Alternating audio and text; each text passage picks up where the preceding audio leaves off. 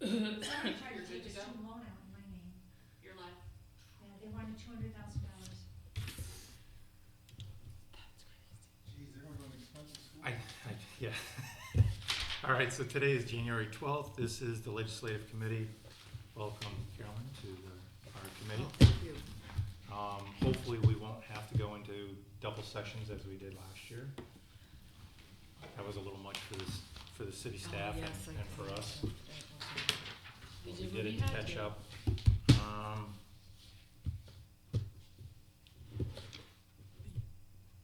Even though you didn't participate in the December 8th meeting, you can say yay or nay, however you want to feel. I did. Did you have any corrections? No corrections. Good. One of these times, we're going to find mistakes that Carrie's made, but Carrie's good. She's good at what she does. do we have any correspondence? None. Really? Nothing. Nobody wants to write to the legislative committee? I don't understand that. I just can't figure it out. That's confusing. Okay, 2026 legislative topics for consideration. Before we get into that, the tobacco-free, remind me where were you at with that? So I had reached out to staff asking for some input on that. I'm still waiting for, in particular, I want to get back together with the police chief and the city prosecutor and get the prosecutor's input. We had a lot of questions, a lot of concerns about the language and how it could potentially be very difficult or impossible to implement and enforce. So I want to get ideally a comprehensive, not revisions, either revisions and or comments back to the committee. But I don't have that today. And it wasn't just city staff, you were actually also wanting to hear back from our city attorney, correct? Yeah, I lumped him in with that. Yeah, okay. Good. And then, we kind of talked about it before, but I'll go through topic C real quick, Greg, and then we can go back to A, all right? So C is, you'll see in that email when you get an opportunity to read that, is basically Senate Bill 1183 and Assembly Bill 73, I think it was. And that was passed both the Assembly and the Senate, 74, sorry, Assembly 74 bill, and it was signed into law by the governor December 19th of 2025. And so if you were a veteran and you're 100% disabled and you were honorably discharged, you can have an exemption from property tax. Mm-hmm. Now, we were kind of talking about it before, Ginny, as I'm looking at you. This is a rarity, especially for our size community, but the state felt it important enough that they passed both legislative bodies very quickly and move forward. So I want to bring it forward for our legislators to take a look at. And I know it's going to be a rare, Mm-hmm. it's going to be a rare amount. This isn't going to be 10 people or 20 people or 100 people. This is going to be probably one or two, maybe. Right. So, I can work with the city assessor to get the proper language. I'm assuming the state has provided a sample resolution for the elected officials to pass. You'll have to pass it before we can institute it, and it has to be passed by a certain date to make it effective for the next year's tax roll. So I think it has to be done by March 1st. right. So I can follow up with Hank to find out what resolutions need to be presented. Okay. Or, yeah, I mean, I could reach out to the senator's office and see if they have the language that If you needs to want. be. Yeah. And then, They should have supplied it to all of the assessors, so, okay. but Well, it's up to you. It's why whatever why don't you do. see what Hank's got? Okay. And if not, I'll reach out to Senator Oberacker and ask for the language. I'll reach out to Hank, and whatever his response is, I'll forward it to you. Yes, please. To all of us, if you would, please. To Greg and Carrie and Oh, yeah, to absolutely. committee members. Okay. So I guess once we get that back, Mm-hmm. I guess next month we'll put it up. Yeah, I guess that'll still give us time, because we're meeting in the early part of February, so that'll still give us time does say March 1st. So would Is that that be? Is that gonna give us enough Yeah, time? will that, If we pass it in the beginning of February, Yeah, I believe, as long as we have it passed and filed by March first, Is it a resolution or is it a local law? Cause I thought I 'Cause heard we- that it was a local law. we're gonna have to cycle through 2 common council meetings just to get it into past local law. Right, and then it has to be filed with the state, which can take a week or so. So why don't we push it up tonight? Yeah, if we just push it up tonight, you get the language, that way we can get it in. Would that work for us? sure. All right, we'll do that then. All right. Thank you, Jamie. Okay, Greg, do you have something that you wanted to hand out to us, or? I could print something for you, or just kind of read through it. We'll add it into the minutes. And just kind of, I asked at a recent department head meeting what topics they would like this committee to consider in '26 for code updates and changes. We came up with, on the spot, a list of 20. That's a lot. And that's probably not all going to be accomplished in 2026. So I think it'd be a good use of your time to think about those and maybe prioritize. Maybe the next meeting we can talk more about it in depth if there's certain ones we're going to look at. So just kind of go through the list that we came up with, and I've got some notes here from Judy in more detail on some of these. And Judy, or Judy and Carrie, feel free to jump in if you'd like as well. So I had taxis on here, and kind of the Carrie thing. You want to talk a little bit about what So issues there may be there? we have a taxi law, we've had a taxi law for as long as I can remember. Mm-hmm. We currently have no licensed taxi companies in the city of Oneonta. We didn't have them in '25, we didn't have them in '24, they're simply not renewing. And enforcement of that statute has become a little bit of an issue. The desire is to get people off of the streets, safe, home, where they need to be. Mm-hmm. And there seems to be less concern with the enforcement of the licensure versus the operation. So I think we need to look at the code as a whole. Are we going to keep the taxi code, or what are we doing, especially with ride sharing, that doesn't apply. So do we have a taxi code when we can't enforce ride sharing, and do we set standards for one but not the other? So I just think it's a discussion we need to have. We have no current licensed taxi drivers or companies. None at all. Yeah, we see that. So what's stopping us from enforcing what we already have on the books? Personnel would be my availability. So right now, we don't know whether the vehicles that people are getting into are safe. We know obviously we know if they've passed New York State inspection, but any of the further checks that we would do once they are applying for a license, no. Okay. And so do you have some suggestions? I have plenty of suggestions, I did. but, That was a rhetorical yeah, question. okay. So Greg, the format that you wanna kind of present to us is that we're gonna look at the taxi bill, this is the department head that brought it forward, and these are the suggestions on the correction? Yeah, I think let's go through the list and then Well, can we get put the some list feedback. out? Right now, yeah. Can I please have it on visual? When I need it in my hands, I gotta write on it.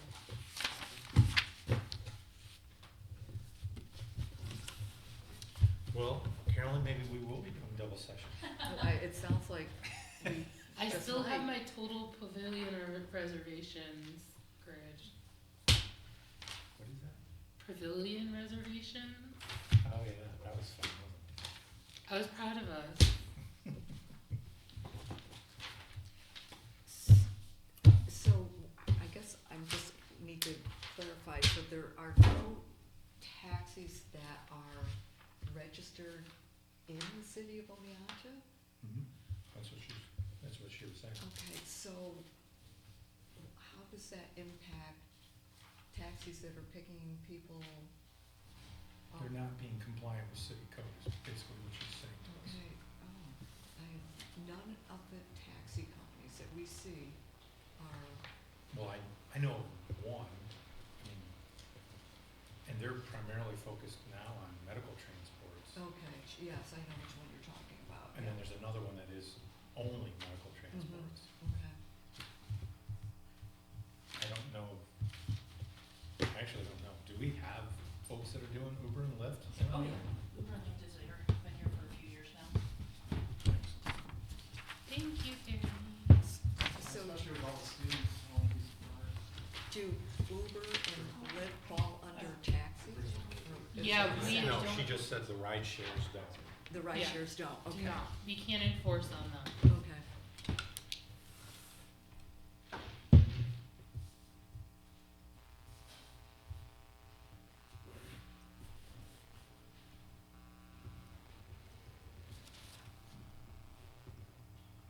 Len, you just said how you're avoiding double meetings.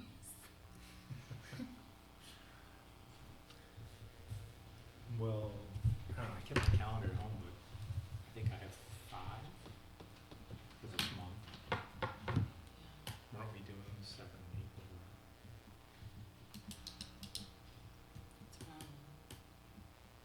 Kept us busy for a reason.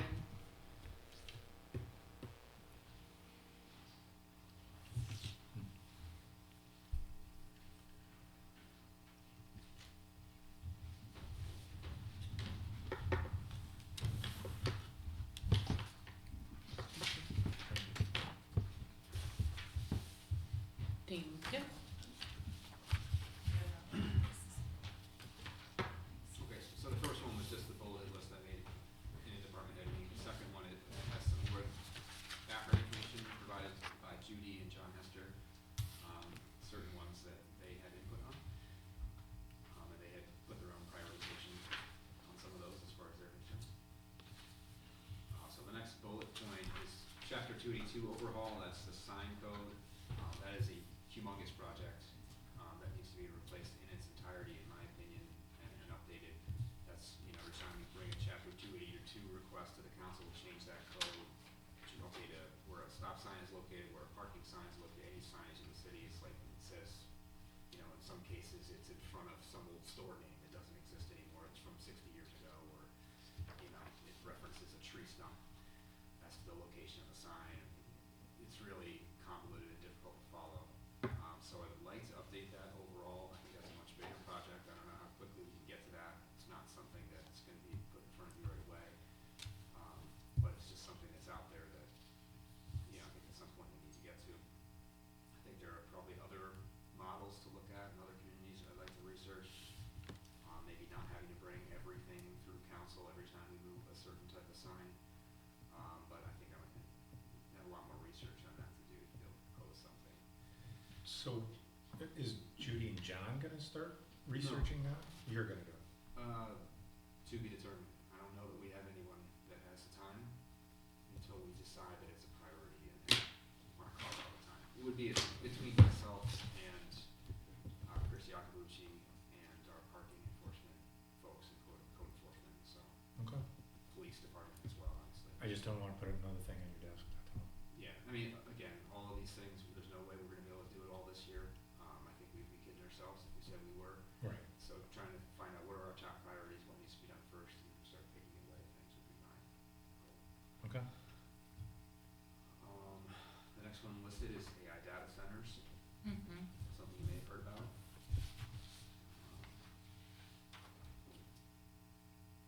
Just let you take a second to read what is written here.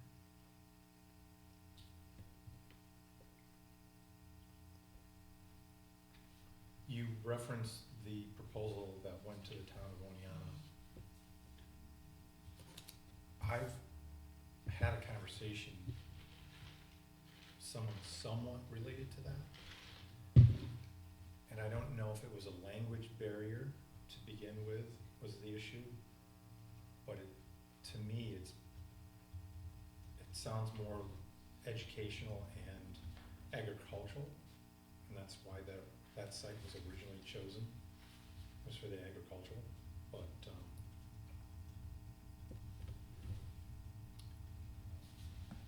I do think we should probably have some something to define things. if it is something we want to allow.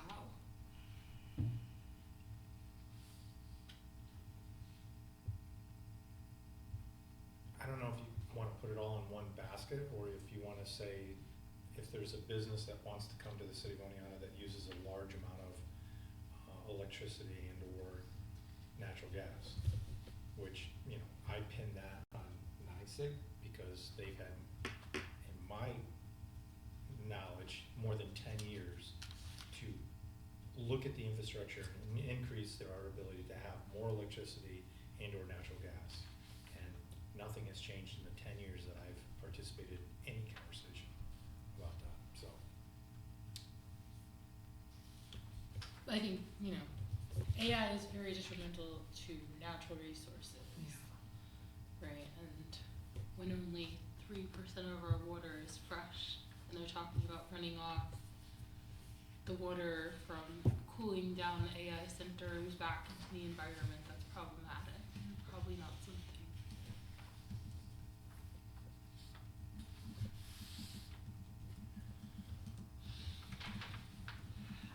Before we move on to the next one, Greg, just real quick from my knowledge is, what capacity are we at for water? I'm trying to remember, I remember we have 3 million, but it's actually more than 3 million of static.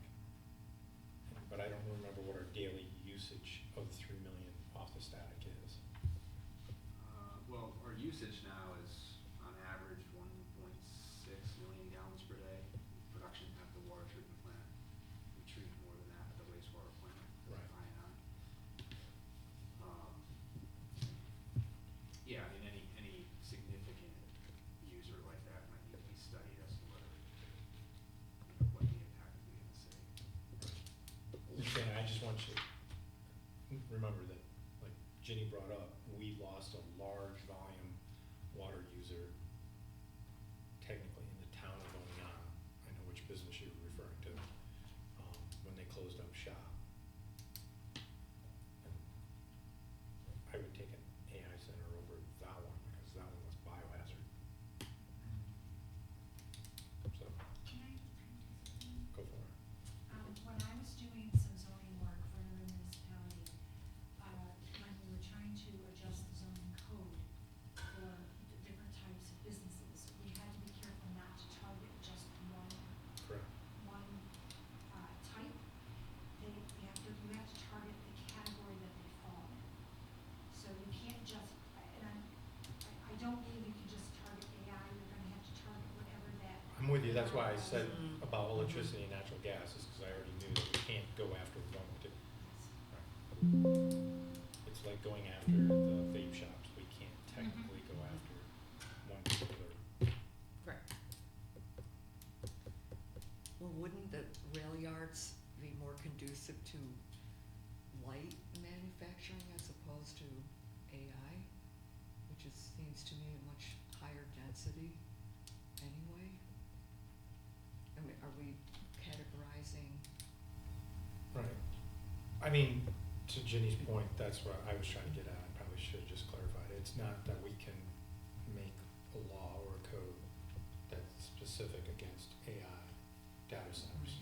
So we have to talk about large volume users of Mhm. electricity and natural gas per se, so. All right, Greg, you already got us going on that one. The next one, unnecessary alarms. We'd like to bring that back for a third time. I was gonna say, I What thought, The third time is a charm. What happened? The way that it's written now is almost impossible to administer. It got a little complicated with the different tiers and fees and things, so we've gone through, myself, our chief, Judy, and John, addressed, I think, some of the issues there. We'll bring back to the next meeting the final draft that we'd like to recommend, and explain what we think we're correcting and hopefully avoiding any more issues in the future. And that's one of the things that I wanna make sure, again, and you talk about prioritization, let's make sure we take enough time collectively to anticipate any issues with it, with a new, code before we implement it. We've had a couple of these where we've gone back and tweaked it, which is fine. But in this case, we just wanna make sure it's something that we can track and doesn't create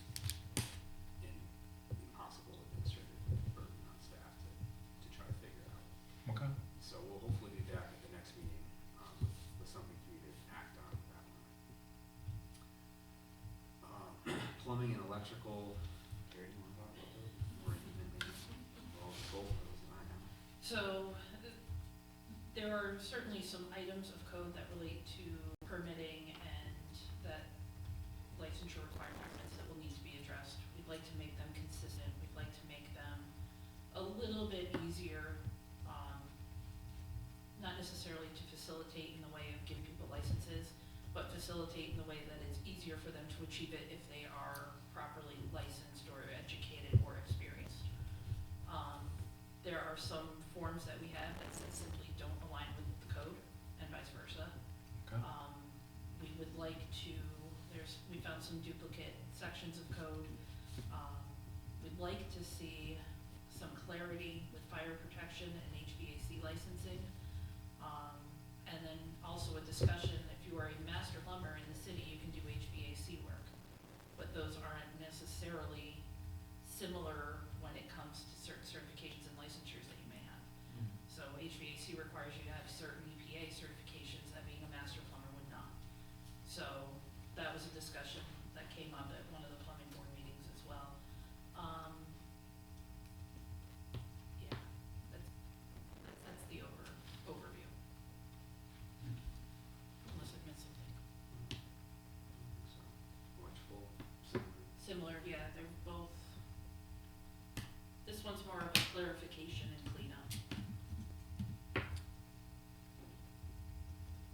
In what capacity? In making sure that the licensing standards are easy to apply, in making sure, like, for example, if you want to be exempt from the examination, you have X years of education and X years of experience. But if you want to simply sit for the master application, you have to have Y of each.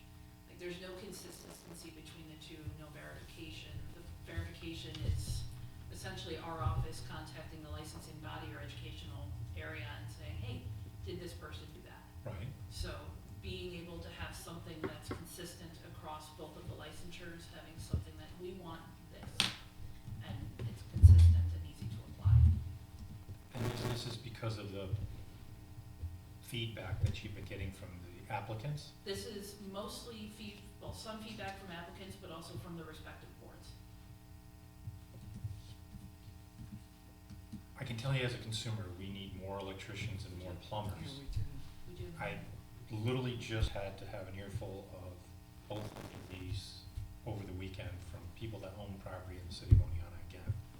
That they're getting frustrated with the ability, because there's so much work out there, and then we've created such a niche inside the city of Oneonta that there's a very small pool of electricians willing to work here. And We so have 200 between the two, easily. that's not what's on our website, that's not That what's. website is not where people should be going. And we've told people it's a cached website, it's old, it's from probably 8 years ago. Code enforcement has a list out, we have a list out, it's the same list, we share a list. It's out there, it's these electricians and plumbers, when they come in to do their renewals, they'll tell us they have had so much business that they can't take on anymore. Right. You're saying we have 200 electricians that are certified to work in the city of Oneonta? Electricians and plumbers. We Oh, have 200 between the two. trades. Okay. Yeah, Between the two trades, we have 200 yeah, that are licensed to work in the city of in the Oneonta. city of Oneonta. That's not including the HVAC contractors that don't hold the master plumber, the fire suppression, the journeymen that are allowed to do independent work with some general oversight. So, So with the fire protection system, Mhm. I know that as council, we handled something, that's gotta be 4 or 5 years ago, there was the somebody, NICET we had a license or certifications. something, right? We have we have 2 current fire suppression contractors, both are from the same company. Right. And there's been some discussion as to, internally, some discussion as to what level of NICET is most appropriate. And are there any other methods? Could you have a PE give you a drawing, or someone that does work in that field give Okay. you a drawing? So, Yeah, it seems like it's very specialized, a formal education right now. and not clearly identified, and that's something else that we wanna take care of. Okay, good. Anybody else have questions? I will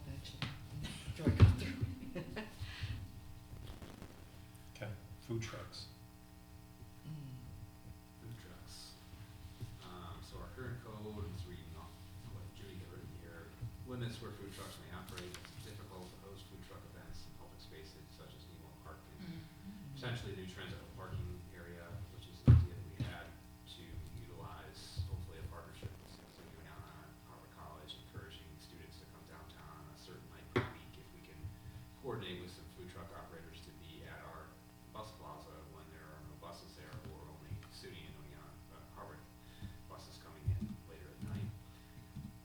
So that's an idea we wanted to pursue, but in order to do that, it would make sense to look at our food truck code and modernize that to be encouraging food trucks where we would like to see them and making that a little bit easier to follow. Okay. Just two things, Neowog Park, that's a contractual issue, with, oh gosh, Gary. Gary, We are able to allow, if you rent the pavilion and want to have a truck at your spot, Mhm. if it is for your spot's use only, that's acceptable. But for John Public to walk up and say, hey, I see this truck here, we can't allow that to happen in Neowog Park because of the agreement. And it doesn't matter if they're open or closed, if they just can't. So, and then the other thing is the cost is a barrier.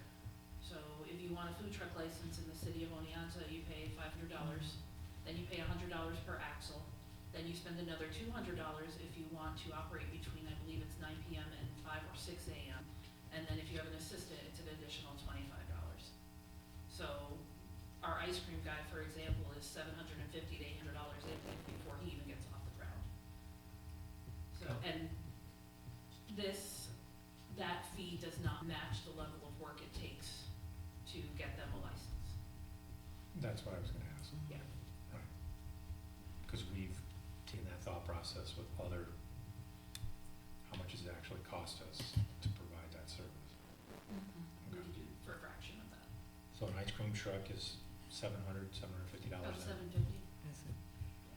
You have the That's a lot of $500 ice cream. license, the 2 axles, and then the $25 assistant. If they wanna be out after 9, which most of them are not, that's typically our hot dog vendor, Right. but there would be another 200 on top of that. Well, by the sounds of that, it sounds like it was created to move food trucks off of a certain area in our city. If it was. I do wanna put something in there, like verbiage wise around the generators. Because I do know that, when Cameron Blendos, that people were, like, business owners were like getting very aggravated about the generator on the food truck, which I don't know. But, apparently, like, you know, they were pretty upset with it, and so I think we should include it in the verbiage that they're allowed to have them and that is okay, and But they don't exceed a certain decibel?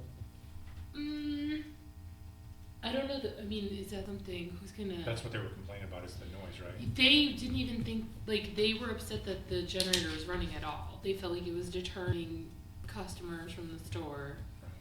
when there was a whole tournament. Like, I don't know. Right.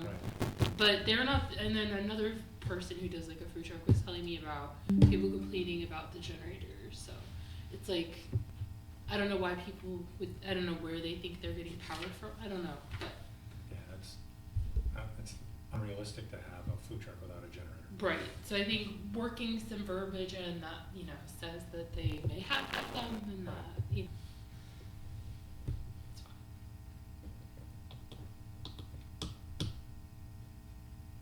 Carrie, how many licenses do we have for food vendor or peddler food vendors?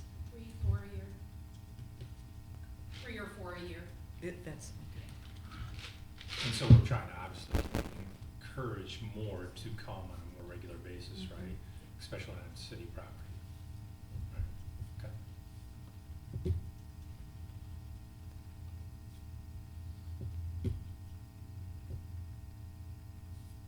And they do have to submit a cash deposit for, They do not. they do not, They okay. do not, because they're not providing the good in advance. So if they were doing that, then yes. But the food vendors provide service at the time of purchase.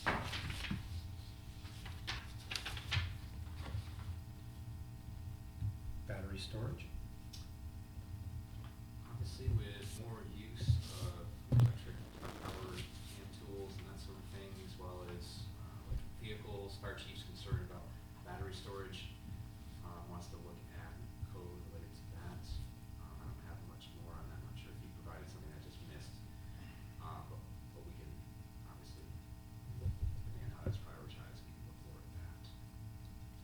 city, we have a number of small hand tools that are battery powered. We have fireproof boxes that are charging cases that they were stored in when they're charging. So if there is an issue, then we can build them down. I haven't looked at any model code on this myself. I'm not sure if the chief has or code for it, but I'm sure there are others who can look at as a model somewhere. Same with solar installations. I think that was along the same vein, was looking at our code for solar installations. For residential, I mean, we just allowed Hardwick College to have an entire solar array. Yeah, I can't speak to it any further than that, just something that's on the list. Okay. Water rules and regulations, I would say at some point we're looking at changing our billing structure, so that would need to be updated, that would be a code change. Was there anything else specifically in there, Ginny? If we go to quarterly billing, the code will have to be updated. There's a lot of language in there about due dates and when bills are issued and also an appeal process. So if we go to quarterly billings for citywide, outside of the monthlies, we'll need to update that language.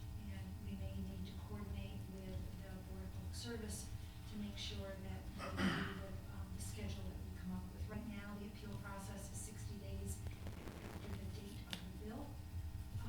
You have those 60 days to appeal. So I don't know if we go to quarterly billing, if it will be too much for them to have it that often. So we'll just have to work that out. And are we being prohibitive to getting to the ultimate goal, which is monthly billing? No, the ultimate goal is quarterly. The only people that are on monthly billings are the very large users, like the colleges and the hospitals. We have 16 monthly billings, but I was under the impression the council's goal was quarterly, not monthly versus citywide. I don't know, maybe as a council, we should talk about that, because, I mean, it's going to be a challenge, without more staff to do quarterly billings, because that's collecting 4,000 additional payments, 3 more times a year. It's very voluminous. And then we have to, before we create the bills, we have to audit all the information to make sure that the readings are proper. It's quite a process. good. I just thought when we got to the new meters that we have a more definitive, I mean, our city Well- staff knows exactly how much we're using individually, so. Well, the cellular points, yes, those we can get readings 4 times a day. But to transfer all the residents to, the cellular points, it's gonna cost over $1 million. And then, so it's going to take a very long time to get everybody replaced. We replaced the large users, the 2-inch up to, I think, is it 6 or 8-inch, Greg? Yeah, 2 inch and larger. Yeah, those have all been replaced, but for the 5/8, which is basically all of the residents, we don't have the money to do those all at once. They'll be done over time. I think even with the technology upgrade, it's still the process of billing more frequently that adds the work on Yes, finance. it's the bill number. And when. We have an appointment right now.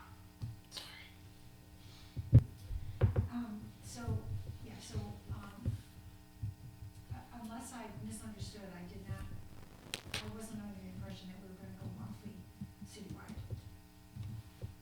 I was under the impression too that it was going to quarterly, and that was like, but that was already a big ask, so. Right. I mean, it's a step in the right direction. So, if you want me to expand on the process, we will. No, I'll ask some other council members to see what they want more. Move it to monthly.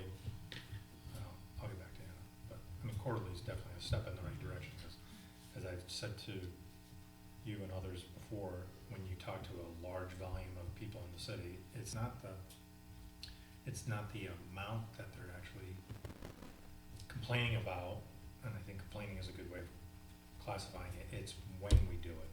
It's right after Christmas, the beginning of the year, our property taxes went out and then the water bill hits. And so by going to quarterly, at least, you know, that's a smaller bite of that bill Well, distributed throughout the year, so. And what I tell those people, they always have the option to prepay. They can send the finance office monthly payments, we can just put it on their account. They don't need to wait for the bill. That might be a good PSA to be putting out there then. I actually wrote letters to every homeowner when I first became director and gave them that option. So they've been informed, and I can remind them on the annual billing again. We have it up on their website, so it's, you know, I give them the payment plan option, I also give them the prepayment option. Okay. There's only a handful of people that take advantage of it. Out of the 4,000 customers, I might have 7. I do monthly, right. Okay. Chapter 86 and 91 is a high priority. So there's been some discussion at the Board of Public Service and with code enforcement and with our city attorney about some changes that need to be made there. Again, I think that's something that city attorney and code enforcement are working on drafting, Okay, so hopefully we'll bring that back sooner than later. okay. Those were recently updated this past fall. Those issues came to light after we tried to implement. Chapter 300, looking at our site plan review processes and timelines. We want to update those to match what we're doing. In some cases, it's a little different, and maybe changing things as well. And this isn't so much there is a code update aspect of it, but also working on some process flow charts, and timelines that we can share with the commission, as well as the zoning board, make it very clear, and also with applicants, make it clear what steps need to be taken along the way for certain types of applications. I think will be helpful to everyone. I think we can add that here. No, that's really good. And that's also tying in the historic preservation aspect too, right? Because that led us down to a different set of timelines too. Right. Historic preservation, that code does have a nice timeline in it, although this would tie into that. Right. So when do you need to go on that parallel track? Correct. Go back over the site plan. Okay. Tobacco licensing, you're aware of. Mm-hmm. Trees, there was a suggestion, currently our code says that the trees must be trimmed to a height of 12 feet minimum above the sidewalk as well as the road. It might be more reasonable, practical to change that to a little bit lower, 8 to 10 feet. If you walk around sidewalks in City Point, you'll find a lot of trees that are hanging lower than 12 feet above the sidewalk. Right. So this might be something to make it a little more reasonable, matching reality and enforceable, so that we're not writing tickets for people that have an 11-foot branch that's not gonna hit anyone's head. Obviously, I think 12-foot is intended more for hanging out over the street. So that's something that was thrown out there. They indicated a low priority. I don't think it's a high priority either, but it's something we could look at.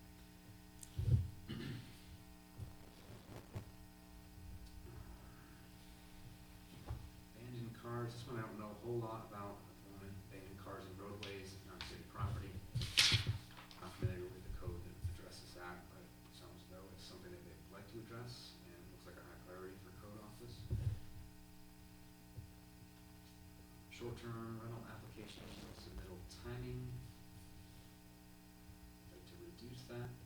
Again, I'll have to defer to them to provide more detail on that when the time comes. Are we having people that are trying to submit an application just a few weeks before the season? Is that what's going on, Gary? I'm not sure what the timeframe is now. I think it's long, is it 6 months?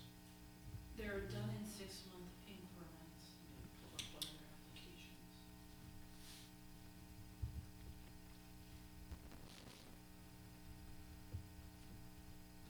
And, right, short-term rentals, anything less than 4 weeks, right?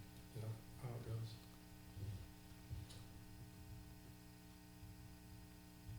So like in an R2, you're allowed, if you're a homeowner, to rent for a certain, I forget what it says, but it's less than 30 days or less than 2, maximum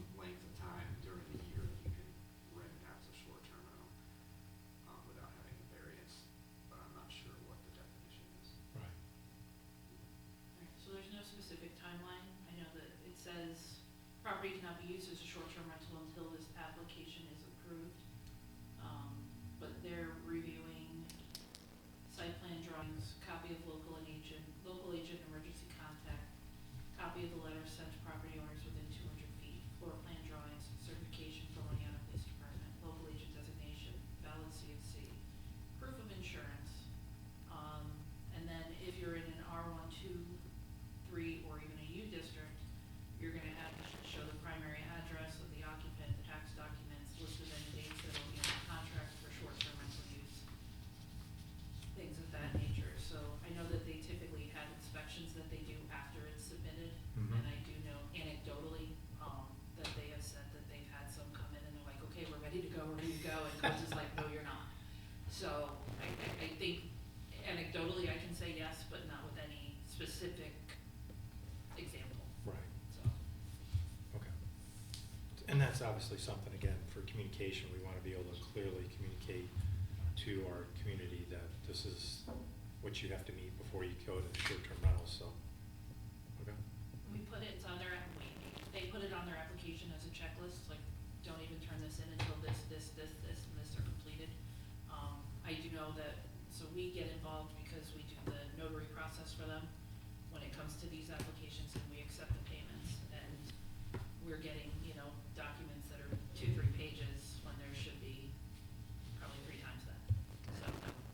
Okay. So Carrie, just to clarify, with the short-term rental, you cannot rent your primary residence? You can. You can. You can, In certain R1, 2, 3, and the U district, you can, but only for a certain time frame. okay, And okay. you have to show proof of residency and, Oh, okay, all right. And with, short-term meaning, that's the part where I. that's, I'd have to check and okay. read that just to be confirmed Yeah. what Is it, definition is. okay. There's a specific number of days, I can't recall. There is, I thought Steve said it was something like less than 30 days. Something like 20. It's- And can someone's primary residence be used as a short-term rental year-round? No, No, can't, okay. I mean, you could get an application for a 6-month period and a 6-month Okay. period. But still those, say for argument's sake, it is 30 days, those 30 days. Okay. Is there a certain time frame for those 6 months? Is it like January to, so any 6 month increment of 6 months?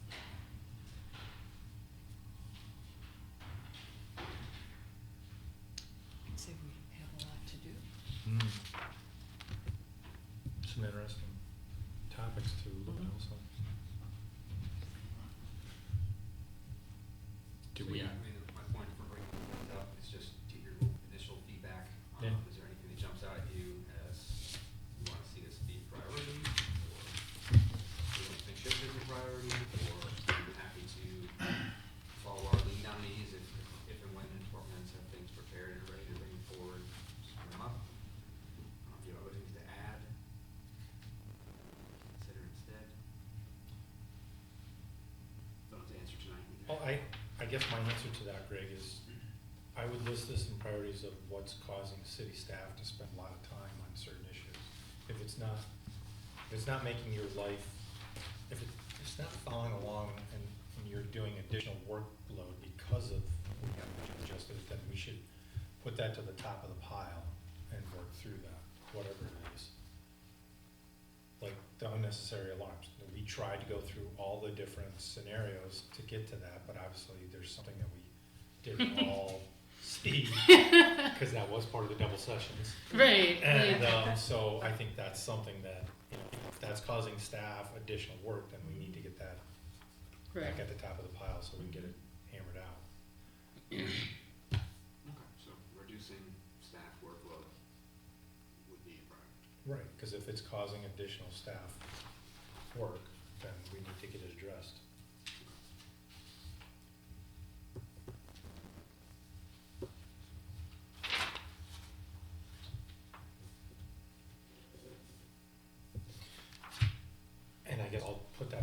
committee members, if there's items that you have seen in city code that you'd like to work on, or introduce something that hasn't been, then let's kind of put it all out there for the year for our committee to look at, so we can start going through it. Now, all three that we went to the public referendum were passed, right? Passed, I'm waiting for the official notice from the county, then I can file the laws. Okay. So that would include, Yeah, I was just going to ask you. so that was gonna include the new lines. An example of that is myself in the Fifth Ward, the Fifth Ward no longer has the east side, south side? No, what I'm gonna say, of Chestnut Side of Street. the road. The entire one side of Chestnut Street, the lower side of Chestnut Street, Is that? it's lower deck. No, okay. That's an example, right? Mhm. So those new lines were drawn because we couldn't have more than 8%, was it 8% difference? Something like that, 5% difference, It's okay, been worth it. And that, when does that go Population. into effect? that's now, as Oh, soon it as, is. I 27. thought it was, For is the it next 2027? election. Yeah, Cycle for 27. council members. We lined everything up with that changing of the terms, oh, so that oh, okay, everything cause that was the like- other one, that was the changing of the term, so Yeah, 27, we will only do 2 years. yes. All odd numbers will do 2 years, and the evens will go for 4 years. What was the third one? Board of Ethics, Oh, yeah, the Board of because we Ethics. changed how that was Right. you Oh, guys changed right. how it was populated. We, You were part of And the that did pass. all three Okay. passed. And what was, I'm sorry, what was this? So the Board of- So the lines change, terms will be Oh, changing. right, And okay, then put those two together that Okay. won't happen until 27. okay. Man, I've been telling everybody on that side of the street, I'm no longer go call Scott. I mean, why not? Carrie, I have a resident in the 7th Ward who claims that Silver Ave is not on the map. So, for example, Silver Private road? Yeah, there is no Silver Ave Yeah. as far as a public street. There's S- Monroe Ave. right, there's Monroe, but Silver. when Monroe seems to end, does Monroe Ave take down around the 55-plus community building? That is silver, but it's private. That's their driveway. Yeah. They might call it Silver Ave, I believe they do, but that's not a city. So it's, okay, so can it ever be considered a city street? If the city were to take it over from the private. Okay, so it's, because this person was concerned that they weren't able to get deliveries, they would give a driver 1 Silver Ave apartment 302, and it did not come up as Silver Ave. So, right, so Silver Ave is it's private It's private, yeah. and owned by, Whoever housing. owns that, Housing Visions, right? Like the Housing Visions? So they're responsible for maintaining. That's all of them. So what would be their, the people who live in that building, that complex, what is their address? Because I have it even listed on my walking list, 1 Silver Ave, apartment 302. I think I had, Wouldn't that be for the postal service to answer?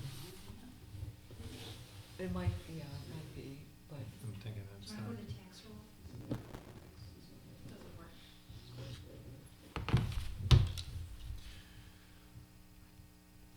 King Street is one that we no longer have, that's by Nick's Diner. right, mhm. And would you want me to go to the tax roll? Yeah. Somebody's just wondered, because their address is 1 Silver Ave and their apartment.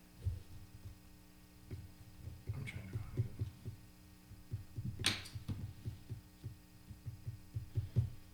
So they have it on the tax map as 1A Silver Avenue.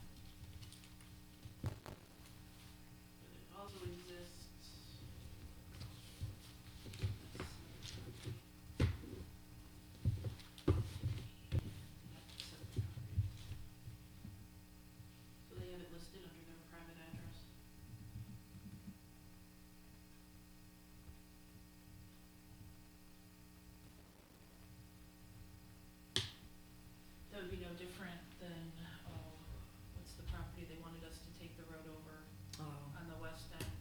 was that Buena Vista. right? King, Buena Vista. oh, Buena Vista or Yeah. King Street, yeah. So now what, the residents who live on that, what is their address? Buena Vista. Right, it's just not, it's not a public street. Okay. So right now, it's just the way it is and it will stay this way.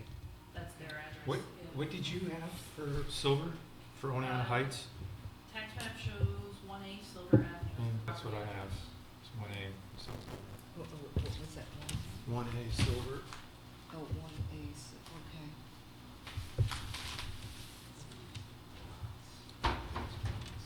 But the four buildings leading up to that, I think the address is Monroe Ave. At least according to my Yeah, I walking can, list. I can look it back up for you. Shannon, do you have anything else that you wanted to address? Nope. Okay. Greg, do you have anything else? No. Carrie? It's a good start. Kevin, you have anything? I just see we have our work cut out